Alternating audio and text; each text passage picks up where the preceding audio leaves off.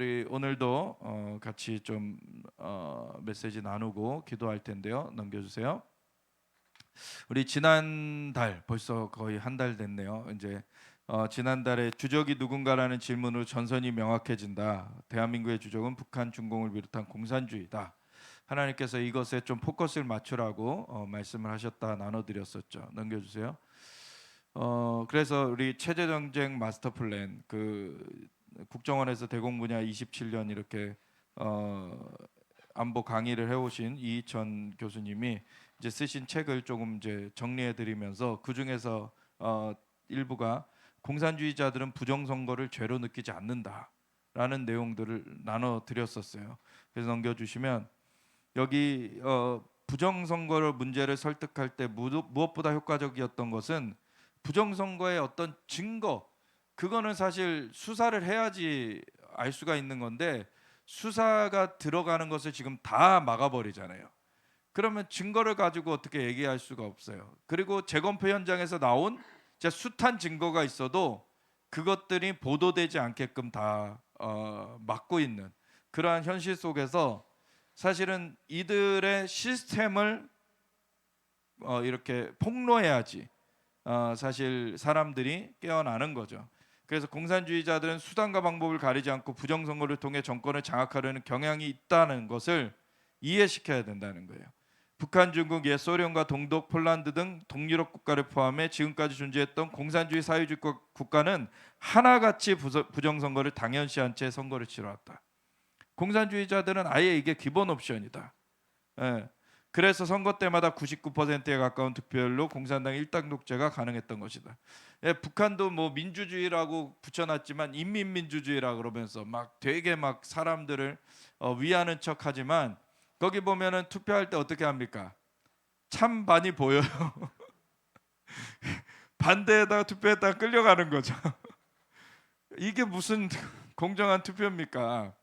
그거는 그냥 부정선거죠, 사실 그거 자체가.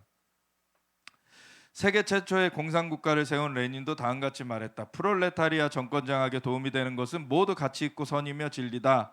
그러면서 무슨 수단과 방법을 가리지 않고 그냥 자기네들 목적만 이루면 된다. 근데 그 목적이 사실은 되게 이상적인 것처럼 얘기를 하지만 결국엔 진의 몇몇의 그 독재자들, 그 몇몇의 지도층들만 배를 불리는 그런 수탈 체제가 만들어지는 거죠, 사실.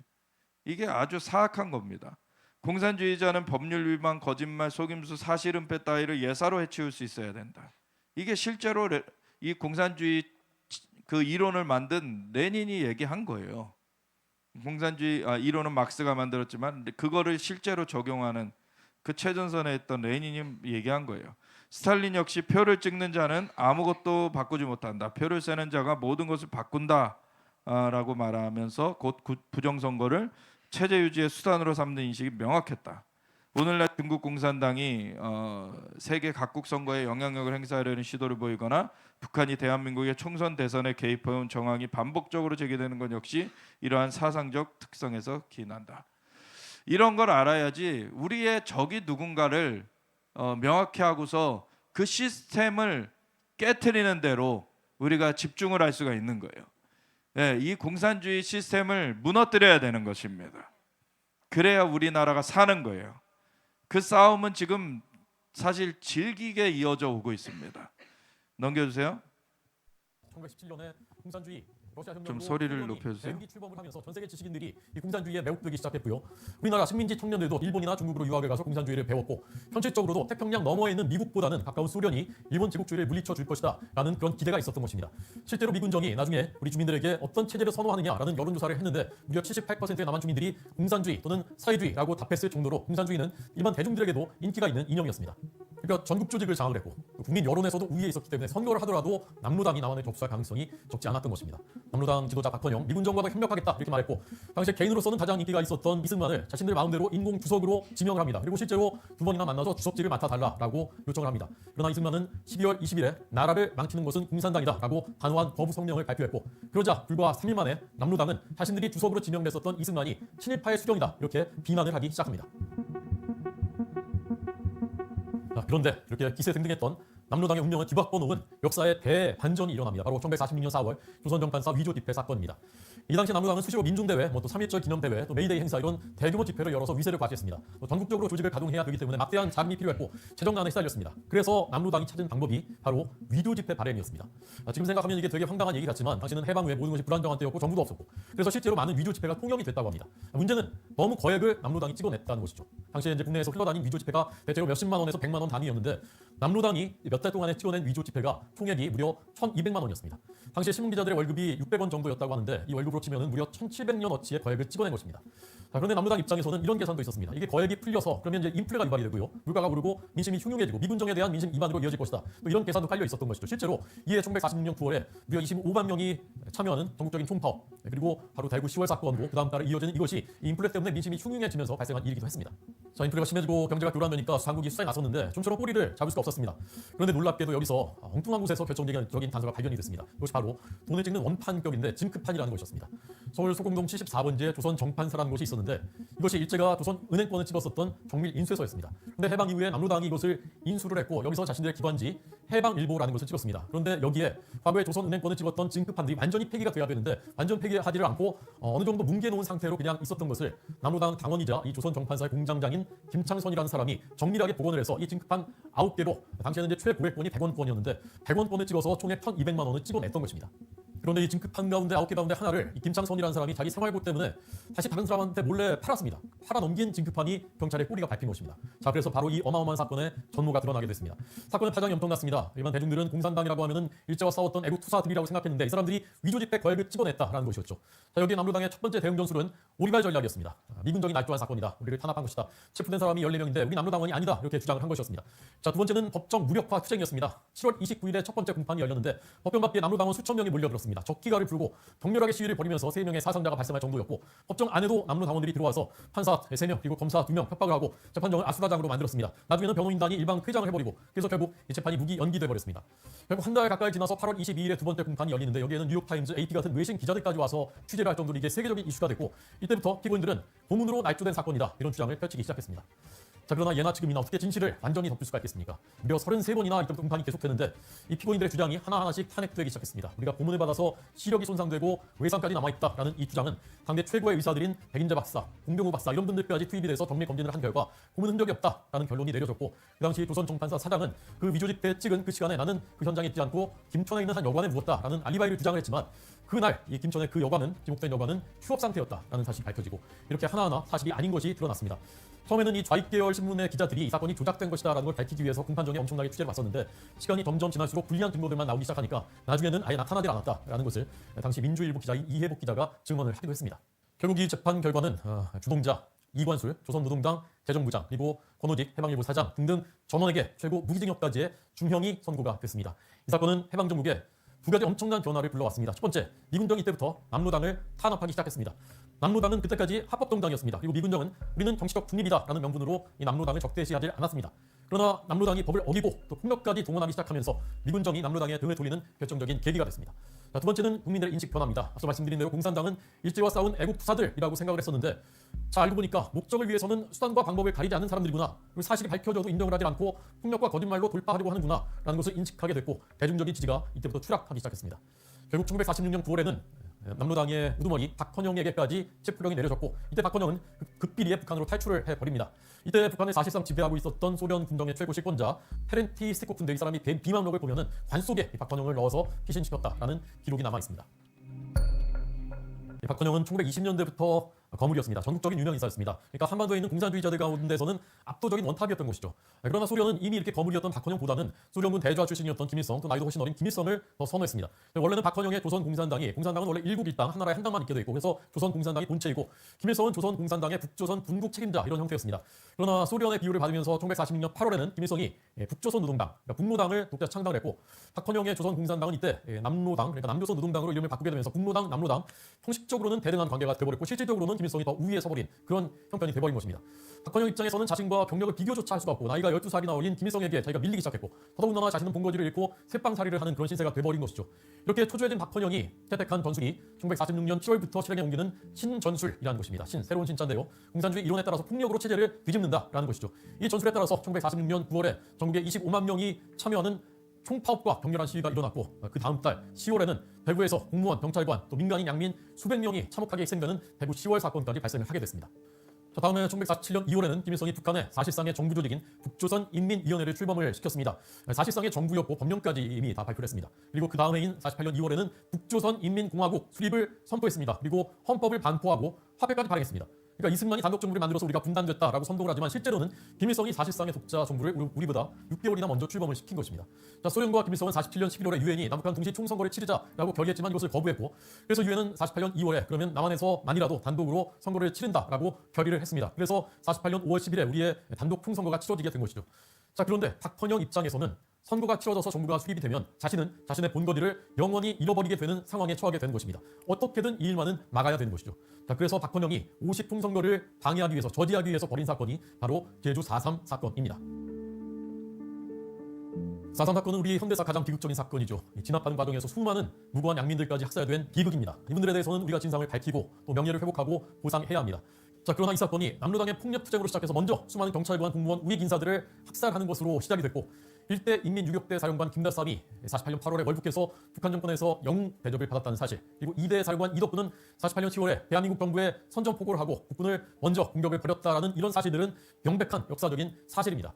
김대중 대통령이 임기 첫 해였던 1998년 11월에 미국 CNN 인터뷰를 하면서 4.3 사건은 공산주의자들이 일으킨 폭동으로 시작을 했는데 많은 무고한 사람들이 공산주의자로 몰려서 억울한 죽음을 당했다, 이렇게 규정을 했고, 또 2001년에는 헌법재판소가 수괴급 공산무장병력 지휘관 그리고 4.3 사건 발발에 책임이 있는 남로당 핵심 간부 등은 희생자가 아니다, 이렇게 결정한 것은 다 모두가 이런 역사적인 사실을 인정을 한 것입니다. 자, 이렇게 제주 4.3 사건이 계속되고 있던 48년 10월에는 제주도 진압을 위한 출동을 여수에 주둔하고 있었던 14연대 남로당 계열 장교와 사사관들이 거부하면서 지휘관들을 살해하고 여수로 징격한 여수 14연대 반란 사건으로 이어지고, 이것으로 여수 순천 사건이 촉발되게 되는 것입니다. 자, 이런 사건들이 일어나면서 대한민국은 체제가 전복될 수 있다라는 위기감까지 감돌았고, 마침내 1948년 12월 1일에 국가보안법이 제정됩니다. 그러면서 이때부터 남로당이 불법단체로 규정이 됩니다. 그래서 국군 안에 숨어 있었던 남로 당원들에 대한 숙군도 이때 단행이 됩니다. 그래서 4,700여 명이 적발이 되고 5,500여 명은 미리 탈영을 해버립니다. 그러니까 당시 국군의 총 병력 10% 가까이가 남로당 계열이었다라는 사실이 밝혀진 것입니다. 만약에 이들이 그대로 남아있는 상태에서 1년여 뒤에 6.25 전쟁이 발발했다면 어떻게 됐을지 정말 앞이 캄캄해지는 일이 아닐 수가 없는 것입니다. 정말 그 1945년 8월 15일, 내일이 8월 15일이죠 지금. 그래서 그때 1945년 8월 15일 광복을 얻었지만 1948년 8월 15일 이제 정부 수립까지 정말 많은 일들이 있었어요. 그래서 3년 동안에 수많은 일들을 사실은 이겨내고 우리나라가 살아남은 것입니다. 그리고 그 이후 또 2년 후에 6.25 전쟁이 일어났을 때 정말 우리나라 없어질 뻔했는데 또 그것을 다시 이겨내고 하나님께서 이거 우리나라를 살게 하셨습니다. 그래서 우리나라가 정말 풍년등화의 위기 같은 상황들을 이제 거쳐 나오면서 이제 세워진 나라인데, 우리나라가 그렇게 위기를 거쳐 나왔다고 해서 이 위기가 다 끝난 게 아니거든요. 그 세력들은 여전히 잔존해요. 사실 이걸 보면은 오늘날의 일들이 그냥 그대로 어떻게 보면 오마주한 것처럼 그대로 비춰지는 것 같지 않습니까? 네, 남로당 계열이라는 사람들 오늘날에도 그대로 활동하는 것 같아요. 그리고 그때 그 위조 지폐를 만든 것처럼 부정선거 투표지를 만드는 것, 그리고 들키면은 오리발 내밀기, 그리고 재판을 방해하고, 그리고 폭력 선동을 하고, 이런 것들 하는 거 어찌 그렇게 다 똑같은지. 네, 그대로죠. DNA가 같은 거예요, 그냥. 그러니까 공산주의자들의 그 실체를 생각하지 않으면은 사람이 어떻게 뭐 그렇게까지 할 수 있겠어? 라고 그냥 생각을 못하고 넘겨버리는 거죠. 그러면 당하는 겁니다. 쟤네들은 자기네들의 목적을 위하여서 수단과 방법을 가리지 않는 거예요. 이게 이제 조선일보에서 이제 만든 광화문 스퀘어라는 그 채널에 이런 또 좋은 역사 자료를 많이 올려놨는데, 호준석이라는 이제 국민의힘 뭐 대변인도 하시고 그런 분인데 아주 잘 정리를 해주셨어요. 그래서 제가 그 중에 하나를 따왔는데, 이런 그 역사적인 사실을 사실 그 동안에 이 시간이 지나면서 너무 많이 이게 날조가 돼가지고 사람들이 덮어왔어요. 그리고 공산주의자들이 뭐 항일 투쟁한 사람으로 그렇게 포장을 했던 것처럼 지금의 그 공산주의자들을 뭐라고 했습니까? 민주주의 투사. 막 이런 식으로 포장을 해가지고 지금 다 말도 안 되는 그 뭐 광주 5.18에 아픔이 있었는데 그때 어쨌든 거기에 있지도 않았던 사람들까지도 지금 5.18 유공자가 돼가지고 갑자기 그렇게 돼 있는 이게 완전 그 진지가 돼 버렸어요. 그런 그 아픔 자체는 정말 치유돼야 되고 보상이 돼야 되겠지만 그거를 숙주 삼아서 진지를 삼고 있는 그러한 공산주의자들을 떨쳐내지 않는 이상 그 상처를 치유할 수가 없는 것입니다. 그러한 바로잡히는 그런 역사가 없게 되는 거예요. 우리가 정말 지금의 상황을 좀 정확하게 보고 하나님 앞에 기도를 정확하게 올려드려야 됩니다. 우리가 아직도 그냥 등 따시고 배부르다고 그냥 아무 문제 없다라고 생각을 한다라면은 그런 기도가 나오질 않죠. 이 나라에 대한 기도가 나오지 않고 그냥 자기네 자식 잘 되게 해달라, 그냥 뭐 나의 커리어를 뭐 좋게 해달라, 뭐 남편 승진하게 해달라, 그게 하나님 나라하고 상관이 있습니까? 하나님의 나라랑 상관이 있는 삶을 살면서 하나님께서는 하나님 먼저 그의 나라 의를 구하면 그 모든 것 다른 것들 더해 주신다 그러셨는데 다른 것들만 구하고 있으면서 하나님의 나라하고는 상관없이 살면서 그걸 기도라고 한다는 거예요. 그건 문제가 많죠, 사실. 지금 정확한 분별도 안 되고 정확한 포지션도 모르고 어떻게 기도해야 되는지도 사실 알지 못하는 그런 상태의 교회가 있습니다. 지금 너무나 심각한 거죠. 다른 방향으로 가고 있는데 그 공산주의자들은 오히려 교회보다 영적이에요. 이 땅에 그 통치를 이루려고 악령의 그런 도움을 받고 있죠. 근데 우리가 성령의 도움으로 하나님의 역사하심으로 그걸 맞서지 않으면 이길 수가 없는 거예요. 정말 정신을 바짝 차려야 되는 겁니다. 이 박헌영이라는 사람처럼 오늘날에도 정말 이석기 씨 같은 경우도 있었고 정말 지금 위에까지 차지하고 있는 사람들이 정말 어떻게 이렇게 판박이처럼 이런 짓들을 똑같이 하고 있는지 오늘날에도 이 싸움이 벌어지고 있다는 거예요. 한번 넘겨주세요. 그래서 이게 기획된 내란이라 그러는 기획된 게 내란이 맞는 조금만 사실은 줄여주세요. 윤석열 대통령이 일단 당선되자마자 북한에서 바로 탄핵시키라는 탄핵이라는 용어가 나왔습니다. 아, 그렇죠. 그 다음에 촛불행동이라는 단체가 만들어지면서 그 다음에 대통령이 직무정지되고 탄핵될 때까지 178회의 178. 촛불 시위가 있었고 그 다음에 더불어민주당 내에서 윤석열 대통령을 탄핵으로 몰고 가기 위한 프로세스가 계속 준비된 게 진행됐죠. 그렇죠. 있었고 당일날도 1시간 비상계엄이 있고 군인들한테 명령을 내려서 280명이 국회에 온 게 1시간 만들기잖아요. 그렇죠. 그런데 그때 와보니까 이미 몇천 명이 이미 민노총, 민노총이지, 정교조 이게. 그다음에 더불어민주당의 당직자들이 수천 명이 몰려 있었다는 것은 비상 연락망이 미리 가동됐다는 뜻이거든요. 야. 사전 준비된 것이다. 이제 좀 이게 인식이 되기 시작하십니까? 인식이 되셔야 돼요. 이제 이게 조직적으로 움직이고 있다는 걸 아셔야 돼요. 탄핵은 토끼머리 같이 진행되고 있었어요. 그런 상황 가운데서 이 부정선거 문제만이라도 알려야 되겠다 해서 계엄이 실행이 됐는데 경고성 계엄이죠. 총알도 갖고 나가지 않은, 그리고 280명, 한 곳에 280명 정도뿐이 안 가는, 그래서 나눠가지고 다 합쳐봐야 500명. 그런 경고성 계엄을 한 거, 그거를 내란이라고 몰아가지고 지금 감옥에 가두고 이 정권을 찬탈을 하는 그러한 일이 벌어진 거는 사실 그 계엄이 없었어도 그걸 할 거였어요. 사실 지금의 이 세력이 사실 그 촛불행동이라고 178회를 탄핵 집회를 했다. 북한에서의 지령이 내려왔고 그 대표가 국무총리 했던 김민석 씨의 형입니다. 이게 도대체 말이 되는 상황인가? 근데 이렇게까지 될 동안에 사실 교회들이 잠자고 있었다는 거예요, 사실. 이게 문제예요. 넘겨주세요. 이승만 대통령은 공산당이 부당하다는 것을 아주 경고를 했고, 넘겨주세요.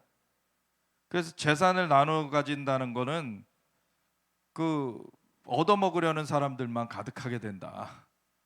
그리고 자본가를 없이 하자 하면은 서로 뜯어먹는, 그리고 발전이 되지 않는 그런 살만 되는 거고. 넘겨주세요. 지식개혁 없이 하자 그러면은 다 하향평준화 되는 거고, 종교단체 혁파하자 그러면은 이러한 자유에 대한 그런 것들이 다 말살돼 버리는 거죠, 사실. 그리고 정부도 없고 군사도 없고 국가 사상도 다 없이 한다. 근데 결국에는 이거 다 없애면은 지네들끼리 다 헤쳐먹겠다. 이게 공산주의인 거예요. 이게 말이 안 되는 사상인데 사람들을 속인다는 거죠. 그럼 사람들은 당장에 나한테 10만 원이 주어지고 20만 원이 주어지고 그거 좋아가지고 따라가다가 결국엔 자유를 빼앗기고서는 종살이하는 거예요. 노예 삶을 사는 거예요. 넘겨주세요.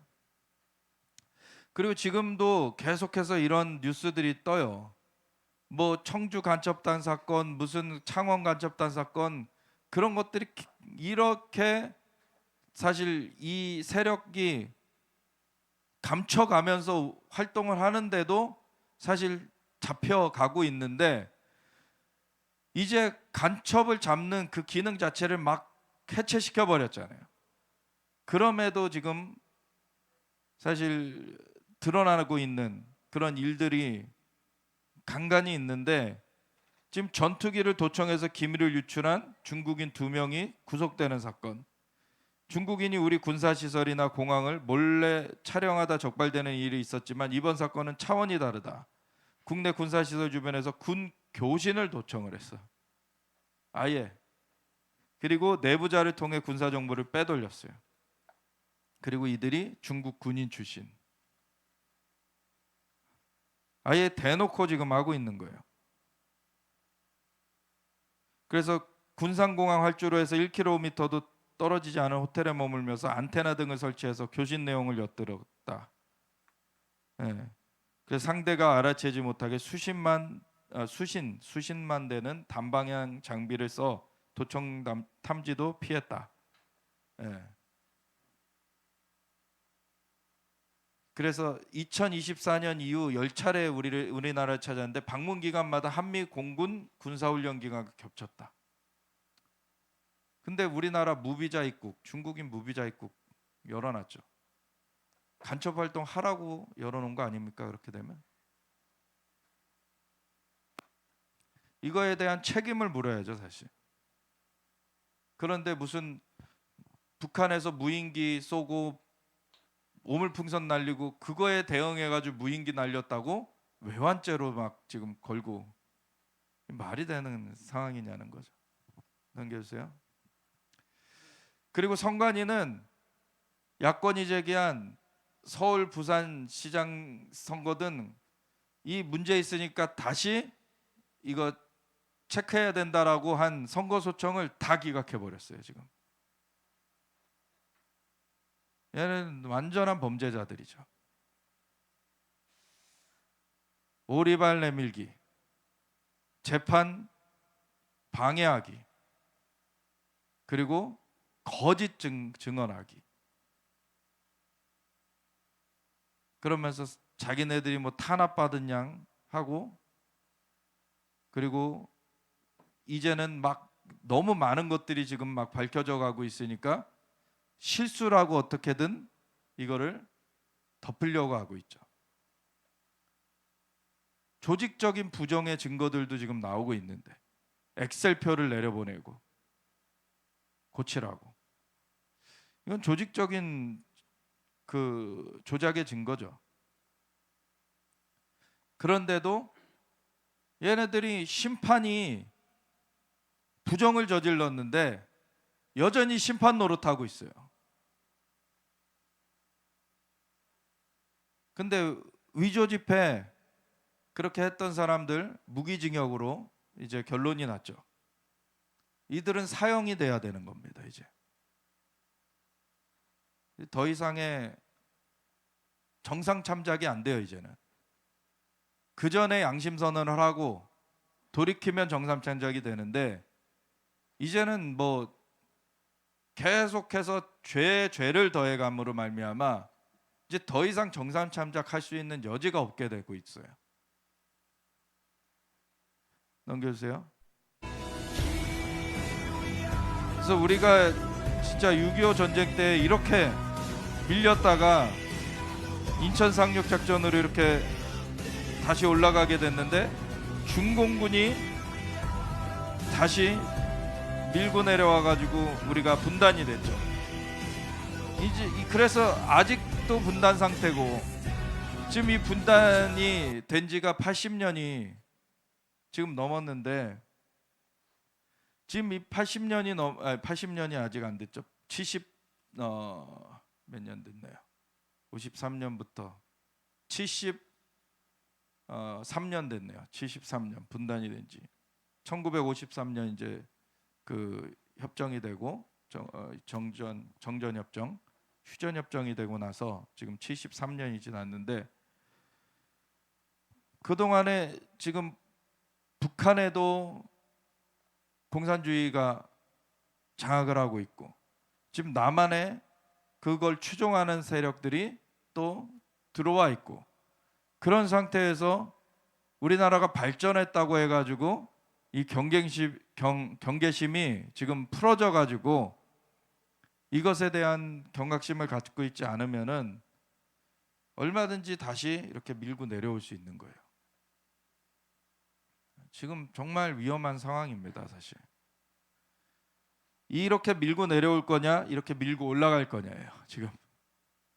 이제 더 이상 이 교착, 이 정전된 상태는 이제 깨지게 됐습니다. 왜냐하면 지금 쟤네들도 자기네들이 무너지기 전에 수를 쓰려고 하고 있고 지금 우리나라를 먼저 무너뜨리느냐 자기네들이 먼저 무너지느냐 지금 그런 상황이기 때문에 지금 이거는 결론이 나지 않을 수 없는 상황이에요. 근데 아래로 밀려서 결론이 날 거냐 위로 밀어 올려서 결론이 날 거냐 지금 그런 상황인 거죠. 넘겨주세요. 그런데 하나님께서는 계속해서 우리나라에 기회를 주고 계시는 거예요. 하나님께서 내가 부정선거를 뿌리 뽑을 것이다. 그래서 뿌리가 너무 깊어서 잘 처리되지 않는 그런 상황에서 하나님께서 일본을 축복한다는 고백을 하게 하시고 뿌리를 뽑아내게 하셨다. 사실은 일본은 우리에게 아픔을 준 나라죠. 근데 그 전쟁에서 이제 미국에 의해서 정리가 되고 나서는 이제 평화헌법으로 헌법도 고쳐지고 그러고서는 지금은 이제 전쟁하지 못하는 국가로 이렇게 눌러져 있어요. 그래서 미국의 어떤 관리하에서 일본하고는 같이 해야 돼요. 근데 미국의 관리가 없으면은 이제 일본이 다시 군국주의로 일어날 수 있는 위험성은 있죠. 근데 미국의 관리하에 있다라는 것이 그냥 단지 군사적인 것만이 아니라 미국은 그 중심 사상, 중심 기반이 기독교잖아요. 그래서 기독교의 그런 덮음, 그런 기독교의 그러한 딱 이렇게 감싸는 그런 가운데서 일본이 통제가 될 수 있어요. 그리고 결국에는 일본도 예수님께로 돌아와야 되죠. 그래야지 전쟁의 영으로 다시 일어나지 않습니다. 전쟁의 영은 악령이죠. 일본도 악령이 들렸었고 악령이 들어서 우리나라에 침범을 했는데 그것에 대해서 사실 미국까지도 공격할 거다라고 예언했던 분이 이승만 박사였고 이승만 박사 예언대로 그대로 됐었죠. 태평양 전쟁이 벌어졌죠. 그래서 이승만 박사님은 진짜 예언자로서 인정이 되게 됐어요. 그래서 미국의 그 정치계에서나 이승만 박사님이 상하원 합동 연설을 하고 이제 그런 말들이 먹히기 시작한 거죠. 근데 이러한 그 정말 걸출한 지도자가 있었기 때문에 그때 위기를 헤쳐나왔는데 지금 이 시대에 많은 그 정치를 한다는 사람들이 사실 배신에 배신을 거듭하고 있고 사실 가룟 유다 같이 거의 그런 상황이에요. 그런데 진짜 의로운 자가 어디서 나타날 거냐? 하나님께서 굉장히 정말 신실해 보였던 사람도 정말 뒤로 가보니까 위협을 받았는지 매수를 당했는지 또 뒤통수 치는 얘기들을 해요. 근데 오늘날에 지금 정말로 예수님을 진짜 믿는 사람, 정말 진리를 할지니 진리가 너희를 자유롭게 하리라. 그 자유함은 정말 생명의 위협까지도 넘어서는 것입니다. 그래야지만이 이 시대적인 어떤 압박, 시대적인 그 유혹 이런 것들을 다 이겨내고 사실 바로 설 수가 있는 거예요. 진짜 제대로 예수님을 믿는 사람들이 이제는 일어나야 되는 것이고 그런 사람들이 이제는 서가지고 핵심적으로 지금 일어서게 하시는 그런 하나님의 손길이 지금 펼쳐지고 있습니다. 그러한 가운데 하나님께서 일본에 대한 저주를 계속하면 사실은 일본에 대해서 우리가 아픔을 갖고 있지만 원한을 떨쳐내지 못하고 저주를 계속 우리가 선포하게 되면은 사실 그 저주가 그 상대에게도 가지만 자신에게도 얽어매요. 그렇기 때문에 우리나라가 그걸 빨리 극복해야 되는 거죠. 우리나라에도 저주가 계속 끊이지 않게 됩니다. 그래서 우리가 계속 일본에 대한 저주를 계속 풀어내고 있다면은 그 저주에 우리나라도 묶여 있을 수뿐이 없는데 우리나라가 이제 일본을 축복하고 우리나라는 정말 예수님을 믿어가지고 놀랍게 성장을 했잖아요. 기도하는 나라로 알려지게 됐고 그리고 기도가 일어나게 되면서 사실 국력도 엄청나게 성장이 됐어요. 그러한 것이 일본은 참 특이하게 기독교로 서지 않았는데 정말 세계 국력 미국 다음 2위까지 갔었을 정도로 그렇게 놀랍게 성장을 한 것은 사실 일본에도 비밀이 있습니다. 미국에 의해서 이제 2차 세계 대전 이제 딱 중단이 되게 되고 그리고 패전한 그 일본이 이제 그 다음에 어쨌든 미국이 어떻게 보면 용서를 해준 거죠. 용서를 해줘가지고 그 다음 경제 발전을 집중을 해가지고 그 경제를 발전을 시켰는데 사실 그 배후에는 뭐가 있냐면 2차 세계대전 중에 일본인들 중에 이제 이러한 전쟁의 영에 휩싸여서 막 활동한 사람도 있거니와 그렇지 않은 사람들도 있었어요. 일본의 아주 소수였지만 이 기독교인들이 일본에도 있었는데 기독교인들 중에 정말 이스라엘 회복을 선포하는 사람들이 있었어요. 이스라엘 회복을 선포하면서 언젠가 이스라엘 회복이 될 날이 올 것이다. 그러면서 이스라엘 회복을 위해 기도하는 그런 그룹이 있었어요. 그리고 그들은 이스라엘 하나님이 진짜 하나님이다. 이스라엘 하나님이 만물을 창조하신 그 하나님이시고 일본의 왕은 신이 아니다. 그래서 그들도 천황 숭배를 거부했어요. 그렇게 바른 신앙을 갖고 있었던 사람들이 일본에도 있었습니다. 그리고 그와 함께 그 리투아니아인가 그 제가 기억이 정확하게 안 나는데 어디 그 유럽 쪽에 어느 나라의 그 대사로 그 일본 대사로 있던 수기야라라는 분이 신들러보다도 더 많은 유대인들을 탈출하게 해줬어요. 그래가지고 일본으로도 유대인들이 옵니다. 그렇게 기도를 해왔던 그 바탕 가운데 또 신들러보다도 더 많이 그 홀로코스트의 위협 이런 것을 벗어나서 이제 그 탈출할 수 있게끔 유대인들을 도왔던 그런 일본인들이 또 있었던 거예요. 그러니까 일본은 예수님을 믿는 사람이 아주 적었지만 그래도 그런 맥락을 잡고 있는 그런 사람들이 있었고, 그래서 전쟁의 영이 이제 꺾여지고서는 경제 발전에 집중했을 때 경제가 그렇게 성장하게 된 그런 동력이 되었습니다. 그런데 우리나라는 진짜 아무것도 없었잖아요. 우리나라는 뭐 누구 도와줄 형편도 안 됐고 아무것도 없었던 그런 나라인데 진짜 하나님의 은혜로 살려줬고 정말 미국이 업어 키운 거예요, 사실은. 우리나라. 미국이 도와주지 않았으면 독립도 못 얻었었고 미국이 도와줘 가지고 우리나라 이런 기반들도 다 세우게 됐고, 그리고 물론 중간에 이제 독일에 가서 차관도 얻어오기도 하고 뭐 여러 가지 있었지만 사실 그 박정희 대통령 시기에 본격적으로 경제 개발이 되기 앞서서 이승만 대통령이 그 모든 초석을 놨잖아요.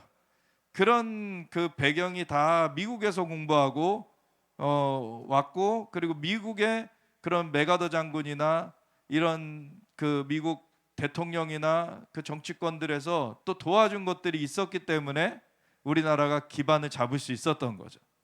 그래서 그런 가운데 상호방위주의학으로 우리가 지켜진 가운데 정말 경제 발전에 집중할 수 있었고, 그런 가운데 우리나라가 아주 성장하게 된 거예요.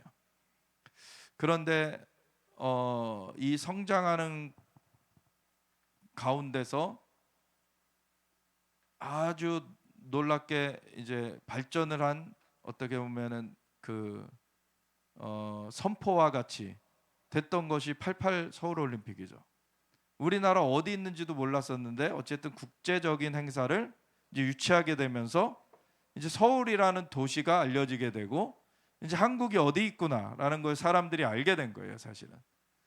근데 서울 그 올림픽이 경제 발전을 이렇게 알리는 그런 역할은 했지만 반면에 이 올림픽이라는 건 뭐냐면 그리스의 신전에서부터 시작된 그러한 인간의 그런 경쟁, 인간의 경쟁이 단순한 경쟁이 아니라 그것은 사실 신전에서 이루어졌던 그 우상 숭배의 일로서 사실 시작됐던 것이거든요.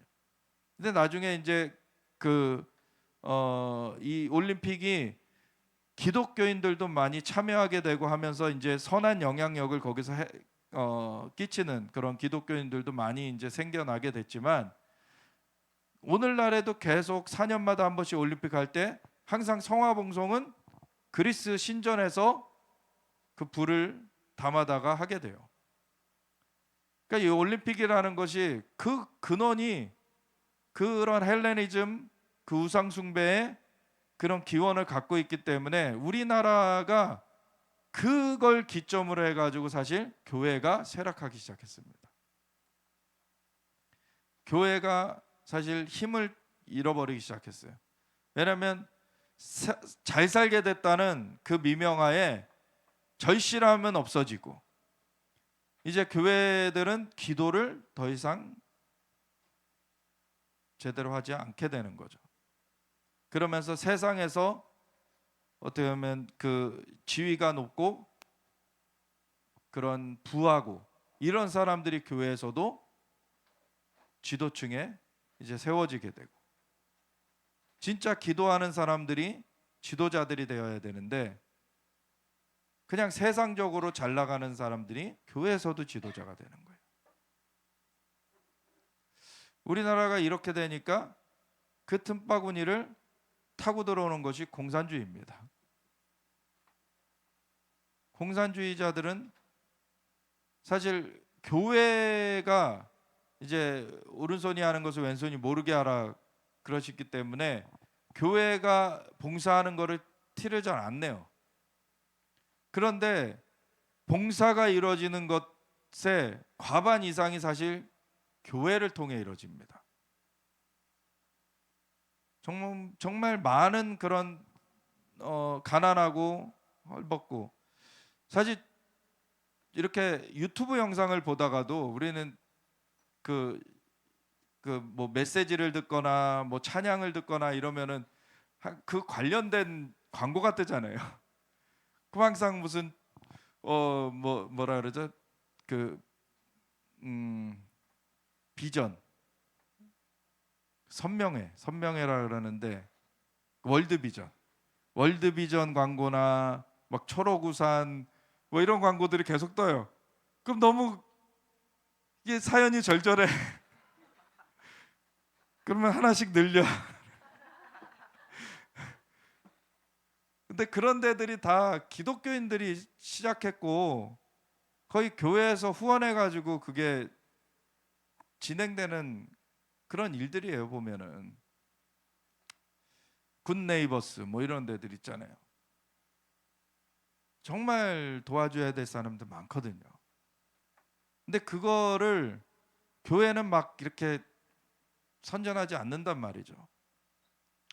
근데 그런 것들을 공산주의자들은 자기네들을 치장을 해요. 가장을 해요. 그래서 자기네들 요만큼 해놓고서도 모든 걸 자기네들이 다 한 것처럼 이렇게 부풀린단 말이죠. 그런 것들에 속아가지고 사람들이, 공산주의자들이 되게 뭐 좋은 일 하는 것으로 그렇게 오해하고, 그렇게 그 사람들이 되게 괜찮은 사람들이야 이렇게 잘못 인식을 하게 되죠. 그렇게 사람들을 속여요, 공산주의가. 그러니까 우리나라가 잘 살게 되면서 사실 교회들은 또 봉사도 하긴 하지만 어떻게 보면은 교회 안에도 세상의 영이 들어와 가지고 잘 사는 사람들이 더 대우받고, 이렇게 기도하는 것보다는 세상에서 지위, 세상에서 성공한 것들이 더 인정을 받는 그런 상황이 되고, 그렇다 보니까 이것들이 사실 봉사를 해도 요식행위가 돼버리고, 이런 상황 가운데서 그거를 또 속이면서 공산주의자들이 활동을 하게 되고, 우리나라의 그 기독교를 통해서 하나님께서 우리나라를 보호하시던 방어막들이 무너지기 시작한 거예요. 그게 기도의 방어막이 무너졌죠. 그리고 진짜 사회를 돌보던 방어막이 또 무너지게 되는 그러한 상황이 된 거죠. 근데 우리나라가 진짜 기독교의 본질로 돌아가야 우리나라의 부르심대로 갈 수가 있습니다. 우리 이승만 초대 대통령을 통해서 기독교 입국, 정말 기독교가 근간이 돼서 나라가 세워져야 우리나라가 발전할 수 있다. 우리나라가 자유할 수 있고, 정말 우리나라가 정말 주님의 은혜 가운데 성장될 수 있다는 것을 이승만 대통령은 봤던 거죠. 그래서 그런 기반 가운데 우리나라를 세우려고 정말 많은 일들을 하셨습니다. 그런데 아까도 영상에서도 나왔지만 공산주의자들이 이승만 그 박사도 이용해 먹으려고, 지네가 공산주의로 이제 나라가 이미 정부가 세워졌다라고 해놓고서 거기다가 대중적인 인기가 제일 높았던 이승만 대통령을 거기 바지사장으로 앉히려고 했었던 거죠. 그런데 그 3일 만에 이승만 대통령이 나라를 망치는 거는 공산주의다, 딱 그래 버리니까 지네가 갑자기 지네가 앉히려고 해놓고서는 또 이제는 친일파다. 아니, 공산주의자들은 거짓말을 그냥 밥 먹듯 하는 사람들입니다. 그러니까 오늘날에도 이승만 대통령을 친일파라고 말하는 사람들은 공산주의자들이거나 공산주의자들한테 속은 사람들이에요. 평생을 일제랑 싸웠고 그리고 독립을 이루는데 정말 큰 공을 세우신 분이시고 그리고 돌아오셔서 귀국하셔서 정말 나라를 세우는 그 일을 할 때 공산주의자들의 그런 계략을 물리치고 이 나라를 정말 세우신 그 놀라운 하나님의 사람인데 그거를 공산주의를 받아들이지 않았다고, 공산주의에 목적하고 맞지 않는다고 거짓 그러한 증언들을 하면서 이승만 대통령이 친일을 했다. 친일을 한 증거가 뭐가 있습니까? 친일을 한 게 없어요. 근데 사람들은 그냥 앵무새처럼 또 반복해요. 이승만 대통령은 친일한 사람 아니야? 근데 오히려 북한이 세워질 때 정말 친일하던 그 일제 부역하던 사람들이 중심이 돼서 북한이 세워졌습니다. 남한은 오히려 항일하던 독립운동가들이 중심이 돼서 세워진 나라가 남한이에요. 대한민국이에요. 근데 공산주의자들이 그걸 날조해 버리는 거죠. 그래서 우리는 이 공산주의하고도 싸워야 되는 그런 상황이 됐고 그런 가운데서 일본에 대한 거를 극복하고 이제 공산주의를 이겨내야 됩니다. 그런 상황 가운데 이 일본에 대한 그 저주의 문을 닫고 이제 일본을 축복하면서 일본도 이제 전쟁의 영이 아니라 하나님의 영으로 이렇게 일어나도록 우리가 축복할 때 같이 설 수가 있게 되는 거죠. 그래서 공산주의를 같이 밀어낼 수가 있게 되는 거예요. 그래서 지난 6월 6일에도 하나님께서 무뿌리 뽑듯이 이제는 뽑아내시는 그 뿌리가 완전히 뽑힐 때 콘크리트 같이 딱딱하게 굳어진 거대한 박스 같은 것이 그 뿌리와 붙어서 달려나왔는데 그것을 바닥에 하나님께서 놓으시니 가루처럼 산산이 부서지는, 하나님께서 내가 이 일을 하겠다라고 말씀하시는 거예요. 그래서 넘겨주세요. 지난 월화수 일본을 갔다 왔어요. 우리 다음 세대 아이들과 함께. 근데 이 일본을 가면서 미션은 뭐냐면 일본을 축복하는 것이면서 일본의 그 미야자키라는 도시가 예루살렘과 위도가 같아요. 그래서 예루살렘에서 동쪽으로 가장 끝에 있는 도시가 미야자키가 되는 거죠. 네. 그래서 미야자키 가서 이제 어둠의 문을 닫고 이제 하나님의 영광의 문이 열리도록 선포하러 간 거예요. 그래서 아이들하고 같이 우리가 지난 이제 3월 말에서 4월 초 사두 선교사님 오셔서 이제 대한민국 예언적 부르심성회 하고서 이제 좀 씬이 체인지 돼가지고 이제 다음 세대를 좀 집중하고 있거든요. 그러면서 다음 세대 막 가장 어린 애는 6살 이래가지고 10대부터 6살까지 이렇게 해가지고 같이 갔는데 제가 이제 이 미야자키가 이제 그 직항편이 생겼어요. 그래가지고 직항편을 타면 1시간 반이면 갑니다. 굉장히 가까워요. 후쿠오카는 1시간 5분이면 가고 미야자키는 1시간 반이면 가요.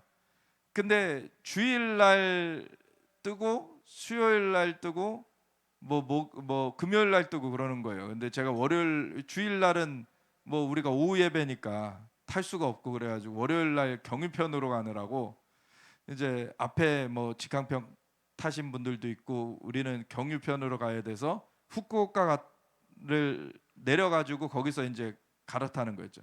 근데 국내선 항공기가 이런 거예요. 이런 항공기 처음 타봤어요. 우리가 빨리 좀 이동하려고 기내 그 캐리어로 다 챙겨갔는데 기내 캐리어를 실을 선반이 안 되는다는 거예요. 그래가지고 그 짐으로 붙여주겠다고 막 해가지고서 이제 붙이고 갔는데, 야 이렇게 프로펠러가 밖에 나와 있고 이런 이런 거 처음 봤는데, 근데 이렇게 계단도 몇 계단 안 올라가요. 근데 넘겨주세요. 근데 제가 이제 딱 앉은 자리가 이 날개에 미치더라고요. 여러분 그 비행기 타보신 분들 아시겠지만 요즘 비행기는 날개 위로 있죠, 창문이. 네. 근데 이거는 날개 아래 창문이 있더라고요. 근데 제가 참 신기하다 그러면서 넘겨주세요. 네, 이렇게 날개 밑에 넘겨주세요. 꼭 이 말씀이 떠오르는 거예요. 지존자의 은밀한 곳에 거주하며 전능자의 그늘 아래 사는 자여, 나는 여호와를 향하여 말하기를 그는 나의 피난처여 나의 요새여 내가 의뢰하는 하나님이라 하리니, 이는 그가 너를 새 사냥꾼의 올무에서와 심한 전염병에서 건지실 것이미로다. 그가 너를 그의 깃으로 덮으시리니 내가 그의 날개 아래에 피하리로다. 그래서 하나님께서 지금 덮으시는 여정이라는 좀 사인을 받았어요. 그래서 물론 그 전에 기도하면서도 하나님의 은혜가 계속 있어 왔고, 그런 가운데 우리가 어떤 그 어른들끼리 가면은요, 사실 영적 전쟁을 많이 해요.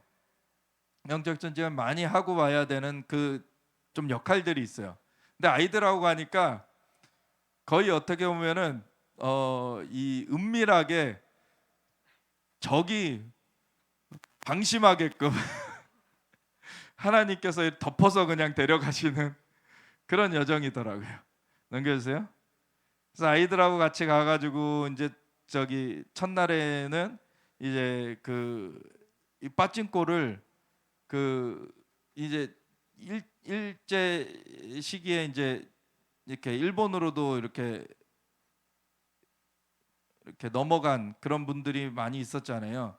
거기에서 이제 막 허드렛 일 하고 막 이렇게 부려지고, 그러다가 이제 독립이 우리나라가 됐는데 일본에 아직 남아 있는 분들은 거기서도 차별받으면서 뭘 정상적으로 어디 할 수가 없으니까 많이 진출한 것 중에 하나가 빠진코 같은 이런 거라는 거예요. 좀 뒷골목 일들을 하는 거죠. 그런데 이제 빠진코를 하던 그 제일교포 할머니가 이제 손주한테 그걸 물려준다고 그렇게 했는데, 손주가 기독교인이 된 거예요. 예수님을 믿게 된 거예요. 그래서 그걸 물려받아서 이제 이거를 예배 처소로 올려드리겠다 이렇게 한 거죠. 그래가지고 그 예배 처소로 올려드리겠다고 한 장소가 옆 장소인데, 그 옆에 장소를 또 이제 그 청년이 다니는 교회에서 또 매입을 해가지고 여기를 이제 좀 준비를 먼저 하려고 하고 있는 거예요. 그래서 거기를 우리가 가게 돼가지고 이게 조금 이제 그 허가 문제나 이런 것 때문에 지금 멈춰 있는 상황인데, 우리가 아이들하고 같이 가가지고 그냥 예배를 드리면서 거기다가 이제 CD 조그만 거지만 그 키보드도 이제 갖다 거기다 놓고 오고 이제 우리가 예배하면서 그 문을 열게 된 거죠. 그래서 아이들하고 같이 가가지고 예배를 하는 그런 모습인데, 이번 주일부터 이 앞 주일부터 해가지고서는 한국은 선선해졌잖아요. 좀 선선해졌잖아요. 저기는 안 선선해졌더라고요. 아주 덥더라고요. 여전히 덥더라고요. 그런데 여기가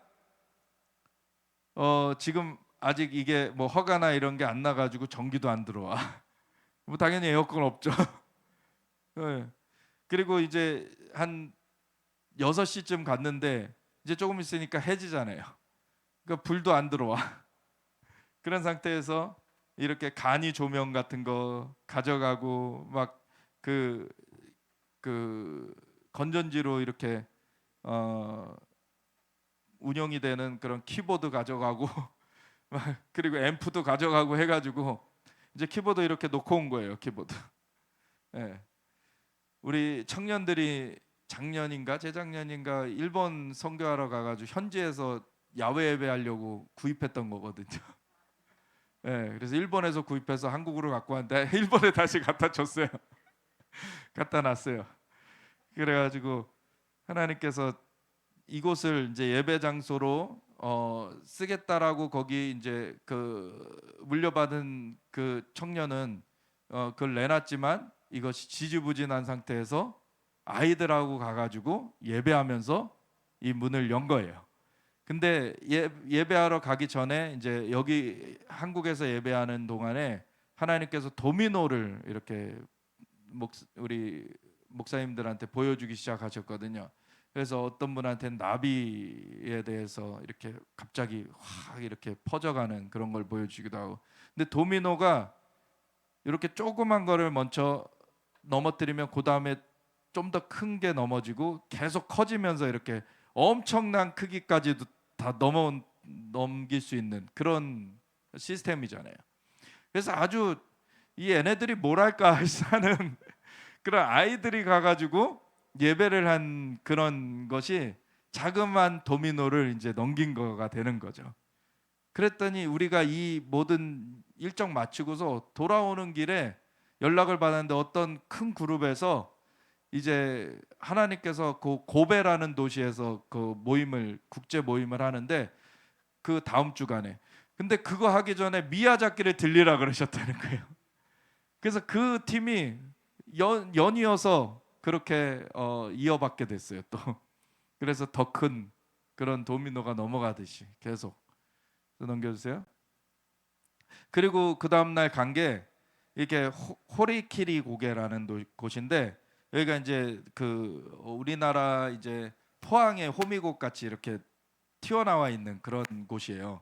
그래서 여기가 딱 그 예루살렘에서 정동 방향, 이제 위도가 같은 딱 그 지역인데, 거길 가가지고 넘겨주세요. 여기 이제 물이 이렇게 차 있죠. 넘겨주세요. 네, 이렇게 방파제가 있고 이제 벽이 있고 이렇게 차 있는데 넘겨주세요. 원래는 이렇게 물이 빠지면 이런 상황이에요. 또 특이하게 생겼죠. 빨래판처럼 생겼잖아요. 빨래판. 그래서 이거를 도깨비 빨래판 이렇게 부르기도 하고요.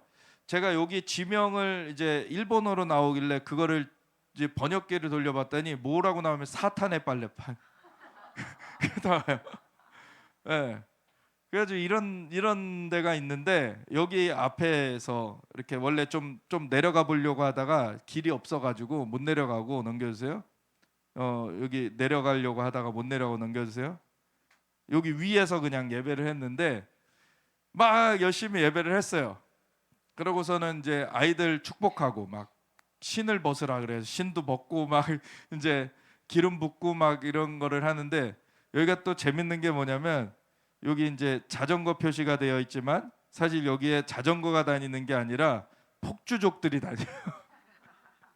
여기가 이제 해안도로의 어떤 시작점 같은데요.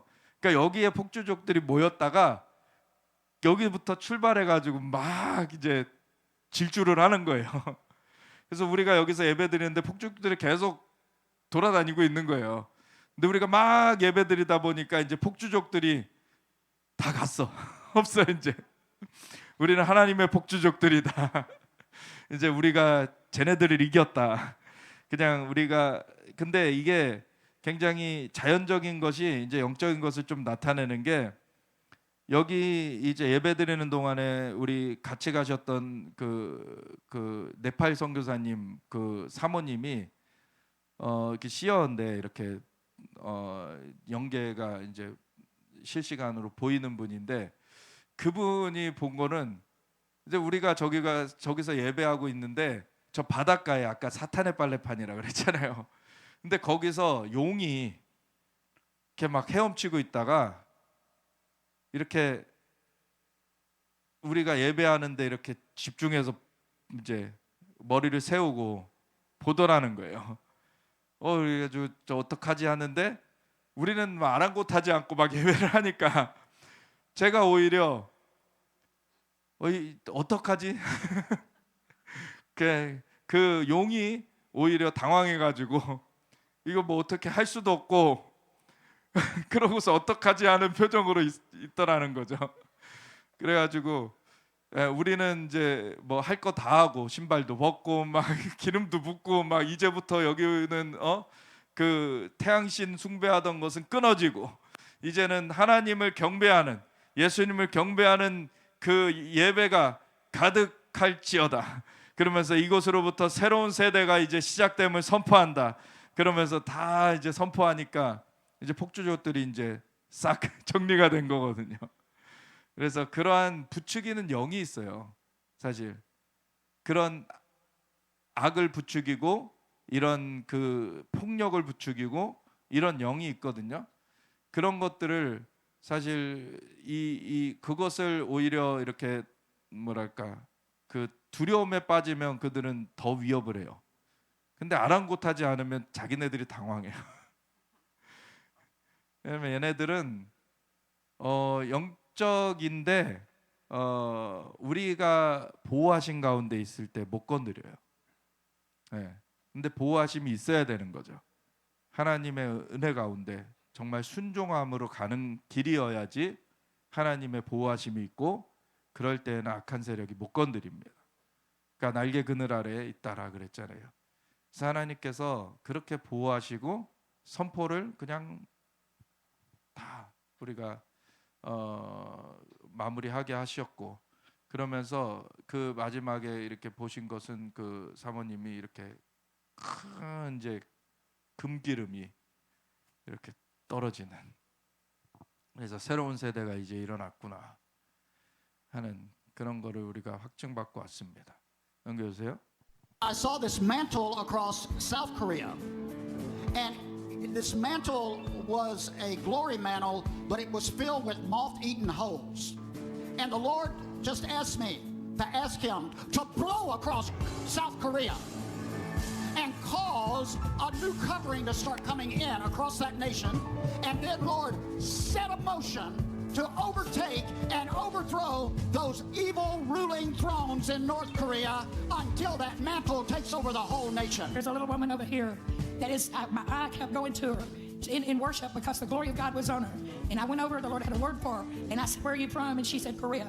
And the Lord began to speak to her in that worship time about how he was going to move across the Korea and how he would be healing the north and the south from the wounds that no man could heal. And he said, because if you have worshiped and praised, she is. If you had worshiped and praised the way you have, continue, because it is bringing healing to your land.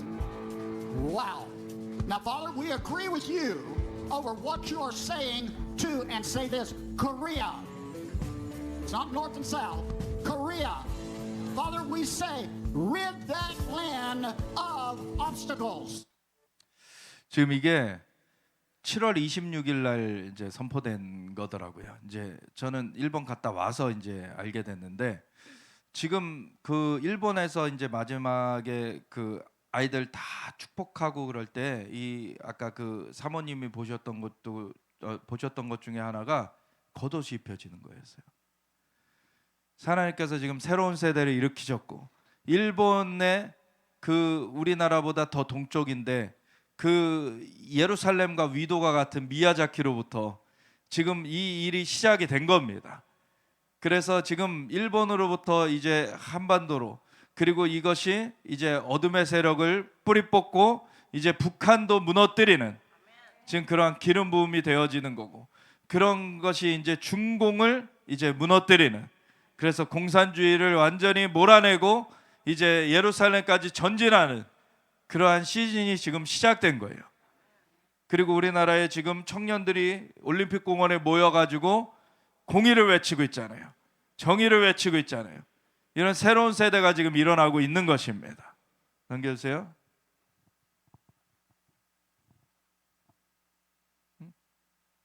안 넘어가나요? 네. 그래서 재헌국회 기도를 했던 것에 그 기반 위에서 우리 이 새로운 세대가 이 시대의 또 사명을 감당하기에 일어나야 되는 것이죠. 그래서 우리 이미 이 나라가 세워질 때 하나님께 감사를 올려드리며 이 나라가 시작되었고, 그리고 하나님 앞에 이 나라의 그 복락뿐만 아니라 남북한의 통일과 세계 평화를 기도했어요. 그래서 그 유업이 우리나라 가운데 있는 것입니다. 그래서 그것을 놓고 이 시대에 그 새로운 세대가 깨어나 가지고 섬기게 될 때 하나님께서 이제 이것을 마무리 완성을 하실 것입니다. 넘겨주세요. 넘겨주세요. 넘겨주세요. 그래서 이승만 초대 대통령이 평생에 품었던 말씀, 그리고 마지막에 유언처럼 남기신 말씀 갈라디아서 5장 1절 그리스도께서 우리를 자유롭게 하려고 자유를 주셨으니 그러므로 굳건하게 서서 다시는 종의 멍에를 매지 말라. 아멘. 이 공산주의한테 속으면 안 돼요. 우리를 기회를 엿보아서 종으로 그렇게 얽어매려는 그 세력을 깨트려야 되는 것입니다. 넘겨주세요. 그래서 우리는 이 공산주의의 세력을 우리 내부에 침투한 세력뿐만 아니라 북한의 공산주의를 무너뜨릴 것이고 그리고 중국의 공산주의를 무너뜨릴 것이고 이제 더 나아가서는 이제 이슬람권까지 뚫고서 예루살렘까지 전진하게 될 것입니다. 넘겨주세요. 그래서 파라오 정권은 무너질 것이고 넘겨주세요. 넘겨주세요. 그래서 우리가 정말 이 10월 4일 작년 10월 4일 김정은의 권력이 제거되는 환상을 사두 선교사님이 보셨던 것처럼 이제는 김정은의 정권이 이제는 무너질 날이 코앞에 다가와 있습니다. 이제 이 마지막 싸움이에요. 넘겨주세요. This is in New York. Now watch. Takbir! Allahu Akbar! This is the Islamic Republic of New Yorkistan. Islam will be in every household. Inshallah, the whole world is Muslim. Welcome to Mamdani's New York. You see this city? You see how it looks? Inshallah, your city looks just like this too. So, idiots like that say our country is going to go to Islam in every household in America, but we're gonna stand against this spirit. This is an Islamic. We know what the Bible said. This is where I'm telling you the Antichrist spirit's coming out of this. The Antichrist spirit will be called the Mahdi. And this is what's getting root in America right now. And most people have their head in the sand and they don't even realize what's going on. And they're doing this trash right here in the middle of an open streets. And this is Mandabi's America, right? Mandabi. 지금 우리나라는 공산주의와 싸우고 있는데 지금 이제 이스라엘은 이슬람과 싸우고 있고 지금 이슬람이 사실 미국까지도 지금 침투하고 있죠. 그래서 미국의 뉴욕 시장이 이슬람 무슬림이자 공산주의자가 맘단이라는 사람이 뉴욕 시장이 됐어요. 그러니까 저런 일이 벌어져요. 그러니까 교회에서 정치에 관여하면 안 된다라고 말하는 사람들이 얼마나 가식적이냐는 거예요. 정치를 와치를 안 하니까 저렇게 뉴욕 시장이 이슬람 그 무슬림이자 그리고 공산주의자인 맘다니가 되니까 저런 사람들의 퍼레이드, 그 폭력 사태들 이런 것들이 막 분출돼 나오는 거예요. 우리가 진짜 교회로서 파수꾼의 사명을 감당해야 됩니다. 그렇지 않으면은 악한 세력에 의해 점령되는 거예요. 우리가 그 악한 세력을 막아내고 정말 하나님의 통치가 임하도록 기도해 내야 되는 거죠. 넘겨주세요. 안녕하십니까. 신인균의 국방TV 8월 14일 데일리 디펜스입니다. 자, 중동 정말 바람찰날 없습니다. 이라크에서 내전 가능성이 아주 높아지고 있습니다. 바로 이란의 정치 공작 때문인데요. 이라크에 지금 무슨 일이 벌어지고 있는지, 지금 이란 전쟁 때문에 전 세계 유가 그리고 경제 굉장히 힘들었는데 이라크까지 또 난장판이 되면 이 큰일 나는데요. 어떤 상황인지 보도록 하겠습니다. 이란이 중동 평화와 안정을 위협하는 악의 축으로서의 면모를 또 과시하고 있습니다. 최근 미국 정부의 강력한 지지 속에서 국가 정상화를 추진하고 있는 이라크 알 자이디 총리가 친이란 민병대 무장 해제와 조직 해체를 추진하고 있는 가운데 이란이 이를 방해하고 내전을 일으키기 위해 공작을 진행 중이라는 소식입니다. 중동 전역으로 전쟁이 커질 가능성에 대비해 이라크와 사우디아라비아가 대책을 마련하기 위해 회의를 소집했습니다. 지난 5월 취임한 이라크 알리 알 자이디 총리가 친이란 민병대 무장 해제와 조직 해체를 강력하게 추진하면서 이에 위기를 느낀 이란이 최고위급 인사를 보내 민병대들의 항전을 독려하고 있다고 복수의 중동 매체들이 보도했습니다. 알자지라와 알마야딘 등 중동 매체들과 미국 전쟁연구소가 현지 시각 8월 12일부터 13일까지 연속으로 보고한 정보를 종합하면 이란은 이라크 새 정부의 인민동원군 해체 시도에 대응하기 위해 친이란 민병대를 배후 조종하는 쿠드스군 사령관 이스마일 칸이 준장을 바그다드에 몰래 파견했습니다. 이라크 집권 여당 역할을 하는 이라크 시아파 조정 프레임워크 관계자에 따르면 칸이는 지난 8월 10일 비밀리에 바그다드에 들어갔는데요. 이후 이라크 내 친이란 정치인과 민병대 지휘관들을 만나 이라크 정부의 민병대 해체 계획에 대한 대책을 논의했습니다. 조정 프레임워크 관계자는 칸이 준장이 민병대 측에 절대로 무장을 해제해서는 안 되며 무력 과시를 통한 정치적 압박을 통해 현재 상태를 유지하라는 지침을 내렸다고 전하면서 이번 지침 때문에 새로운 전쟁이 발발할 가능성이 우려된다고 덧붙였습니다. 미국 트럼프 행정부의 강력한 지지 속에서 집권한 이라크의 알 자이디 총리는 취임 초기부터 이라크 내부의 친이란 세력을 약화시키기 위해 많은 노력을 기울여 왔는데요. 지난 5월 25일에는 이라크 최정예 제9기갑사단을 동원해 바그다드에서 친이란 정치인들을 대거 체포하는 친위 쿠데타를 수행하기도 했습니다. 알 자이디 총리는 이라크 모든 인민동원군 민병대에 오는 9월 30일까지 무장을 해제하고 정부 통제 아래로 들어오거나 해산하라는 통보를 해둔 상태인데요. 자이디 정부는 지난 8월 11일 정부군 외 모든 무장단체를 불법화하는 법안 초안을 작성 중이라고 밝히며 민병대 해산에 대한 강력한 의지를 재차 확인한 바 있습니다. 알 자이디 정부의 이러한 행보는 친이란 민병대를 통해 이라크를 위선 국가화하려던 이란의 전략을 물거품으로 만들 수 있는데요. 쿠드스군 사령관의 이번 이라크 방문은 이러한 우려를 반영한 것으로 보입니다. 이라크 정부는 이란과 친이란 민병대의 이러한 행보가 이라크는 물론 사우디아라비아 등 중동 전역의 대혼란으로 이어질 수 있다고 보고 하미드 알 샤트리 국가정보국장과 정부군 총사령관실의 정보국장 아브둘 아미르 알 샴마리 중장을 사우디아라비아 리야드에 급파해 공동 대응책 마련을 논의 중인데요. 중동 전역에 또 다른 전쟁의 먹구름이 몰려오는 것 같습니다. 네, 이라크가 또 전쟁의 위기에 들어가고 있습니다. 바로 이란이 그렇게 하도록 부추기는 공작을 하고 있어요. 자, 이 이란 최고의 지휘관이 이라크의 군축 문제 논의를 위해 이라크를 방문했다. 최고의 지휘관은 바로 쿠드스군의 이스마일 칸이 사령관입니다. 알자지라 소식 등에 따르면 이란 혁명수비대 쿠드스군 사령관 이스마일 칸이 준장이 무장단체를 해체하고 무기를 국가 통제 아래 두려는 이라크 정부의 계획에 대한 회의를 개최했다. 아시다시피 쿠드스군이라고 하는 것은 이란의 해외 공작 전담 부대죠. 여기 사령관, 지금 현재 이 칸이 준장의 전임이 솔레이마니 소장이었지 않습니까? 미국의 공격에 의해서 제거된 솔레이마니였는데 이란의 국민적 영웅이었던 바로 그자죠. 그런데 이제 이 칸이가 사실 스파이 간첩 의혹도 있고 했는데 아무튼 이 칸이가 이라크에 가서 인민동원군 관계자들 만나서 야 니들 무장 해제하지 마라 라는 이야기 지시를 했다는 겁니다. 그리고 또 지금 정부군이 어디 때릴 것 같아. 니들 무장 해제하지 말고 계속 무장 보유하면서 우리 이 정도 된다. 여차하면 내전한다 라는 이런 압박을 통해서 정부를 압박해 라는 지시를 냈다라는 겁니다. ISW 보고서죠. 8월 11일 이라크 언론에 따르면 전통한 소식통은 칸이가 8월 10일 방문 당시 이라크 민병대 지도자들에게 이라크 정부와의 무력 충돌을 경고했다고 전했다. 또한 칸이는 민병대 지도자들에게 국가에 무기를 넘기지 않는 합의에 도달할 것을 촉구했다. 그래서 무기 절대로 넘기지 마라. 그리고 조직도 해체하지 마라. 그리고 정부가 여기를 때릴 것 같다. 여기 지금 조심해라 라는 이야기를 했다는 겁니다. 그럼 거기가 어디냐?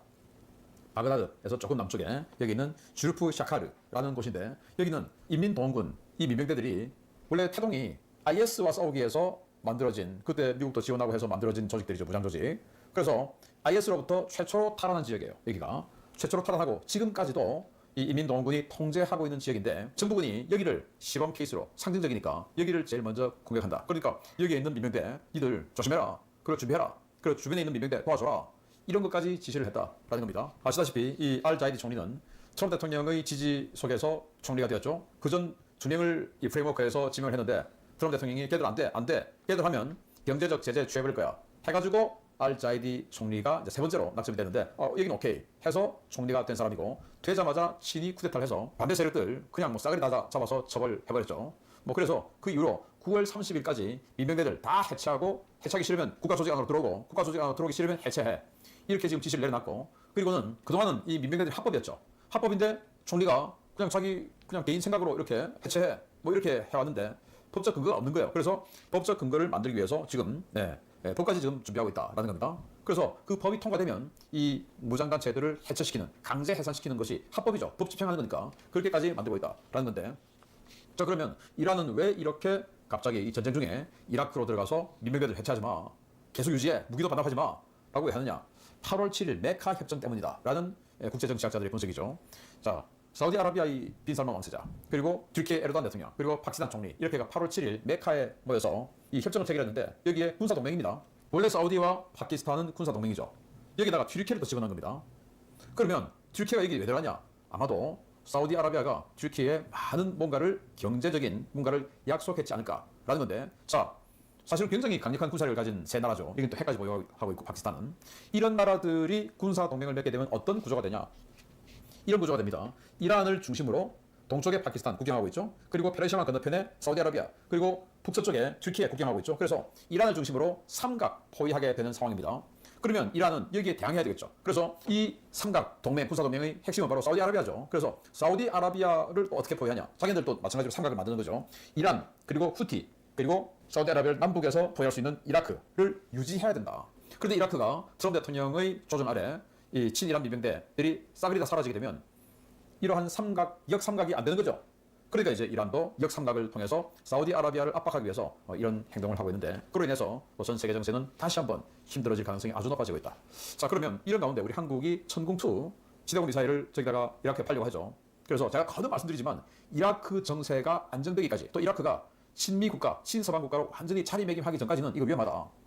왜냐? 이게 미군 전투기 격추할 수도 있고 이스라엘 전투기 격추할 수도 있고, 또 이게 친이란 정부면 한 다리 건너서 친북한이 될 수도 있는 거죠. 그래서 북한에 우리의 최첨단 방공 무기의 정보가 다 넘어갈 수 있는 구조다라는 말씀을 제가 거듭 드렸는데, 그래서 이라크의 정세가 안정되기 전까지는 천궁2를 넘겨주는 것을 좀 미루는 것이 좋지 않을까라는 생각이 드는데, 이재명 정부는 그래? 그럼 빨리 줘야지 라고 할 수도 있다라는 생각이 들어서 조금 우려스럽습니다. 정보 브리핑 하겠습니다. 미국의 7함대 조지 워싱턴 항모, 우리 7함대 고정 배치된 항모죠. 그런데 이게 중동으로 가는 것 같습니다.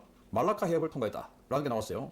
그래서 중동에서 지금 뭐 아주 오랫동안 너덜너덜하게 작전하고 있는 에브람 링컨 항모와 교대할 가능성이 있다라는 건데, 자, 이 베이징대의 SCSPI, 이게 사실은 베이징대 연구소인데 뭐 간첩행위 하는 거랑 똑같은 그런 일을 하고 있는 곳이죠. 그래서 이렇게 조지 워싱턴 항모가 말라카 해협으로 들어갔다. 그리고 지금 이제 나갔다는 겁니다. 그래서 에브람 링컨 항모가 너무 오랫동안 250일 이상을 지금 고생을 하고 있으니까 교대는 해줘야 되는데, 지금 림팩 마치고 시어도 루즈벨트 항모가 여기 갈 줄 알았는데 중동에 안 가고 샌디에고로 돌아가 버렸어요. 무슨 이유인지 모르겠지만. 그래서 그 대안으로 조지 워싱턴 항모가 중동으로 간 것 같은데, 미군 입장에서는 뭐 타당한 이야기입니다. 에브람 링컨 항모 지금 너무 오래 고생했으니까 바꿔줘야 되죠. 그런데 이렇게 되면 이 동아시아에 7함대 항모가 없는 겁니다. 그러면 뭐 중국이나 또 북한이나 뭔가 군사적 문제가 생겼을 때 대응할 수 있는 전력이 전혀 없는 상황에서 이런 일이 생겨버렸다라는 건데, 그래서 뭐 과거에 미국이 2개의 큰 전쟁을 할 수 있다 이런 이야기 하는데 이거 보면 못하는 겁니다. 지금 현재 동중국해는 미 항모가 없는 상황이 되어버렸다. 네, 지금 좀 요약적으로 이렇게 잘 또 신인균 씨가 이렇게 해주셨는데, 넘겨주세요. 여기 보면은 이제 여기 주루사카르라는 여기가 이제 민병대 지역 중에 하나인데, 여기를 지금 이제 좀 타겟한다는 거잖아요. 근데 넘겨주세요. 여기 보면은 여기가 주루사카르고 여기 바로 옆에가 유프라테스 강이에요. 유프라테스 강은 이제 성경에 그 적그리스도가 유프라테스 강을 건너서 2억의 군대를 풀어낸다라고 되어 있는 그 배경이죠. 그래서 지금 사실은 이 지역에 이란 친이란 민병대, 그 시아파 민병대들이 지금 득세를 하게 되면 결국엔 이란의 그 지금 이란을 약화시켜도 이란의 그 지도층들이 이제 이라크로 넘어가 가지고 과거의 바벨론을 세울 수 있는 거예요. 지금 그렇게 되면은 사실 지금 이슬람과 공산주의가 합쳐 가지고 이제 적그리스도 체제를 만들 거거든요. 그러면 지금 그게 다가오게 되는 겁니다. 그렇게 되면 이슬람은 마흐디라는 자를 기다리고 있고, 그 자기네들의 메시아 그거를 기다리면서, 그 특별히 그 마흐디 사상을 가진 게 시아파 이슬람인데, 그게 이란을 중심으로 하는 이 이라크에도 많이 포진돼 있는 그 시아파 사상이에요. 그래서 이런 것들이 참 지금 마지막 때의 지표들을 보여주고 있어요. 지금 넘겨주세요. 그러면서 이제 사우디와 파키스탄 그리고 터키가 이렇게 메카 협정을 통하여서 이제 이란을 좀 압박을 하려는 그러한 목적을 가지고 했지만, 사실은 터키나 파키스탄은 이중 플레이를 하고 있어요. 넘겨주세요. 그래서 이 삼각 지역이 오른쪽 파키스탄, 위에는 터키인데, 이 사우디아라비아랑 이렇게 해가지고 이란과 이라크 이 지역 시아파 벨트를 좀 봉쇄를 해보려고 하지만, 사실은 이 위가 다 뚫려 있는 거나 마찬가지예요. 이게 이렇게 협약을 한다고 해도 이들은, 터키는 이스라엘과 원래 평화협정을 해놓고서도 지금 이스라엘을 적대시하고 있고 결국엔 이제 터키도 이슬람 공화국을 이제 확장하려는 그런 목적을 가지고 있어요. 그리고 파키스탄도 강력 이슬람 그러한 국가죠. 그래서 이들은 사실은 이 이란에 공동 대처를 한다라고 같이 협약을 했지만 사실은 이중 플레이를 하고 있기 때문에 믿을 수가 없습니다. 그러면 이 라인이 그냥 무용화 되는 거예요. 무효화. 그러면은 이제 사우디아라비아와 사실 이라크 아까 그 지도 앞에서 보여드렸듯이 그 유프라테스 강을 기점으로 이제 나눠질 수뿐이 없게 됩니다. 이 지역이. 넘겨주세요. 그래서 우리나라 천궁 거기 넘어가면 안 된다 이 얘기도 했고 넘겨주세요. 그러면서 이제 그 다시 이걸 나누는 거는 유다의 사자 불타는 다림줄. 하나님께서는 유다의 사자로서 이제 그 지휘를 군대를 지휘를 하시는데 그 다림줄 기준을 가지고서 나라들을 판단하실 때 그 나라들을 판단하시는 기준이 사실 지금 이스라엘과 지금 정렬되는 것과 연관이 되었다는 거예요. 그래서 사실 아까 그 사우디 그리고 터키, 파키스탄 이렇게 봤을 때 터키와 파키스탄은 분명히 지금 이스라엘과 각지고 있는 그런 나라들인데 이란을 이렇게 포위하는 걸 같이 협약했다고 해서 얘네들이 지금 이쪽 편으로 왔다는 얘기가 아닌 거예요. 근데 사우디는 지금 중간에 있어요. 사우디는 뭐냐면은 지금 원자력 발전을 미국이 이제 허용을 해주겠다라고 하면서 조건을 건 게 뭐냐면 이스라엘과 아브라함 협정을 맺어라. 이스라엘과 같이 그 협정을 맺으면 그 원자력을 이제 허용해 줄게 이거예요. 그래서 사우디가 그걸 한다라고 한다면 엄청난 부흥의 그러한 역사가 그 지역에 펼쳐지게 되는 일이 되어지게 됩니다. 그래서 이스라엘과 함께 서는 것을 통하여서 이사야 19장의 말씀처럼 되는 거죠. 그래서 이스라엘과 함께 여호와를 경배하리라. 그래서 그렇게 되어지는. 그리고 사실 그 작년에 이제 사우디에 갔을 때 그 선포됐던 것 중에 하나가 이제 사우디의 왕이 교체가 되게 되면 이 사우디에 부흥이 올 것이다. 그래서 지금은 실권은 다 빈살만이 갖고 있지만 왕은 아니잖아요 아직. 근데 만약에 왕이 이제 실제로 된다 그러면은 이제는 이제 그 더 이상 그 이제 그냥 그 실권자만이 아니라 진짜 명실상부한 이제 최고 통치자가 되는 거니까. 그렇게 되면은 그가 많은 것들을 바꿀 수 있어요. 많은 것들을 바꿀 수 있습니다. 그렇게 되면은 이 지역에 수많은 그 협력 관계들이 달라질 수가 있고, 그러면 그걸 통해서 이 지역에 변화가 이루어지게 되면 이사야서 60장의 말씀처럼 일어나라 빛을 발하라는 말씀과 함께 그 뒤에 보면은 미디안, 게달, 에바 이런 낙타들, 양들 이런 것들이 여호와의 지급, 그 여호와의 전을 위하여 제물로 예물로 드려지게 위하여 온다고 되어 있죠. 그래서 이 사우디로부터 함께 이스라엘과 함께 서면서 교류를 하는 것, 그리고 결국에는 하나님을 예배하고 함께 서는 그러한 그림으로 가게 되는 거죠. 유프라테스 강을 기점으로 그 바깥쪽에는 지금 시아파 벨트가 강건하게 되면서 거기는 공산주의하고도 같이 연계되면서 지금 사실 이란과 러시아가 같이 연계돼 있죠. 그러면서 중국이 또 배후에 있죠. 그래서 이 이슬람과 공산주의가 지금 연계가 돼가고 있어요. 거기에 이중 플레이하는 터키가 같이 거기 붙을 수 있게 되고, 그런 것들이 이제 유프라테스 강을 건너서의 그 세력들이고, 유프라테스 강 안쪽에서는 지금 사우디가 이스라엘과 같이 서면서 요르단 이런 쪽들, 그 레바논 이런 데들이 다 같이 이스라엘과 함께 서게 되면은 이제 그 지역에 엄청난 부흥이 되는 거죠. 이러한 것이 사실은 영적 전쟁입니다. 그래서 이 이슬람권의 그 전쟁, 그리고 이 공산주의가 위협하고 있는 이 동아시아 지역, 이런 전쟁, 그래서 함께 이 두 가지 라인이 사실 그 배후에는 결국 이 이슬람을 움직이는 것도 그렇고 공산주의를 움직이는 것도 사탄이에요. 근데 이것을 깨트릴 수 있게끔, 이겨낼 수 있게끔 하시는 분은 하나님이십니다. 그래서 하나님의 그 역사로 우리가 같이 유다의 사자와 함께 나아가야 되는 거죠. 넘겨주세요. 넘겨주세요. 넘겨주세요. 넘겨주세요. 넘겨주세요. 넘겨주세요. 그래서 이 에스겔 38장 39장의 전쟁도 이제 다가오고 있는데, 이러한 것이 정말 우리가 대비돼야 되고 정말 기도로 준비가 돼야 됩니다. 넘겨주세요. 넘겨주세요. 넘겨주세요. 넘겨주세요.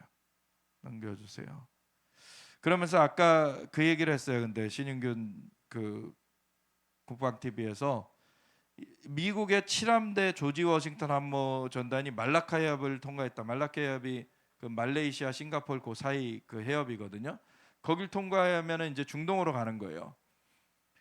그래서 에브라함 링컨 항모가 지금 중동에 있는데 거기와 교대를 하려고 가는 것 같다라는 거죠. 근데 문제는 이 7함대가 바로 태평양 함대인데, 태평양 이 동아시아 쪽을 담당해야 되는 그 항모가 지금 없어지게 되는 거예요. 지금 항모가 지금 부재 중이 되게 되는 거예요.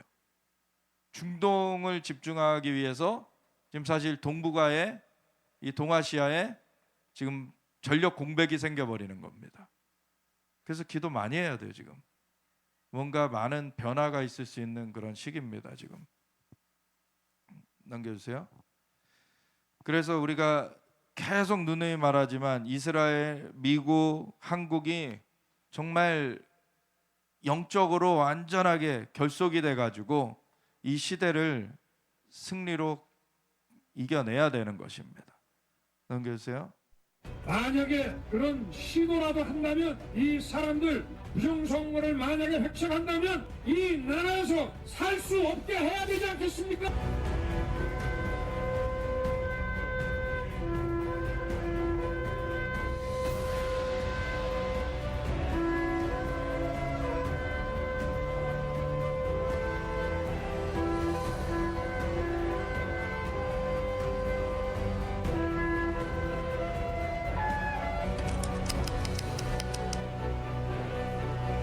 그래서 내일이죠. 8월 15일 광화문에도 모이고 올림픽공원에도 모이고, 이 시간대는 뭐 계속해서 이제 번갈아 계속 이제 모여드는 거니까 꼭 참여를 하시길 바래요.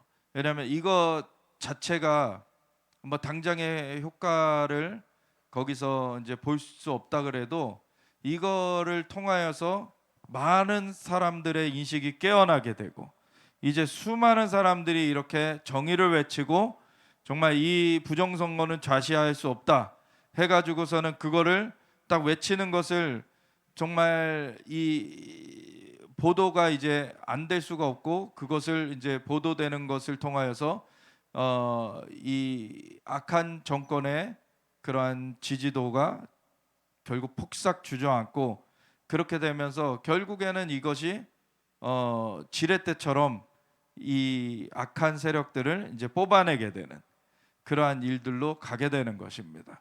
그래서 이제는 정말 마지막 싸움이에요. 마지막 싸움이기 때문에 이것을 더 이상 미룰 수 있는 시간도 없고, 이제 더 이상 이것을 지체하면 안 되고 이번에 완전히 매듭을 지어야 됩니다. 그래서 8월 15일 날 매듭을 짓고 그런 가운데서 이제 그 이후의 일들이 이제 뭐 많은 일들이 이제 앞두고 있죠. 이제 특검도 이제 시작되게 되고 곧 그러면은 이제 전모가 이 부정선거의 전모가 이제 낱낱이 밝혀지는 그런 일로 갈 수가 있는데, 그걸 앞두고 이 15일 날에 강력하게 모여서 같이 외쳐야지 그 뒤에 것들이 동력을 받아서 이제 갈 수가 있는 거예요. 안 그러면 쟤네 또 문개기하고 막 오리발 내밀고 막 재판 지연시키고 방해하고 그러고서는 막 거짓 조작 증거 막 내놓고 이런 식의 그 일들을 한다는 거죠. 그래서 그런 것이 아예 시도조차 할 수 없게끔 그렇게 완전히 압도적인 그러한 그 어떤 외침이 터져 나와야 됩니다. 이제 넘겨주세요. 그래서 이제 마지막 싸움, 이제 전진하는 거, 이것을 위해서 같이 기도할 텐데, 하나님께서 이제 정말 그 고지전에서 거의 이제 그 고지를 이제 탈환하게끔 지금 인도에 주고 계시기 때문에 이 마지막 막바지 그 중보 기도자들이 지치지 않으면 우리나라는 이긴다라고 이미 수많은 세월 전에 하나님께서 선지자를 통해서 말씀을 주셨고, 그리고 이제 그 과정들을 계속 인도에 오셨어요. 그리고 정말 그 잠자는 교회들 하나님께서 깨워오셨고, 이제는 하나님께서 주님의 손을 잡고 우리가 같이 갈 수 있도록 지금 우리를 붙들고 계시기 때문에 이것을 끝까지 우리가 붙들고 우리 전진하기 원합니다. 그래서 함께 주여 외치면서 기도할 때 하나님께서 이 시간 우리를 주님 불러주셔서 감사드리고, 하나님 주님께서는 하늘의 하나님이시고 우리를 땅을 인생에게 주셨기 때문에 하나님께서 모든 만물을 창조하셨음에도 인간을 통해서 하나님 역사하시기로 하신 그 연유 때문에 하나님 우리가 기도를 올려드릴 때 하나님께서 역사하시는 그 일이 이루어지는데, 하나님 우리가 기도하며 하나님께서 임하시도록, 하나님께서 역사하시도록 우리가 함께 그 문을 엽니다. 주님 영광 받으시고 임하여 주시옵소서. 우리 함께 주여 외치면서 기도하며 나아가겠습니다. 주여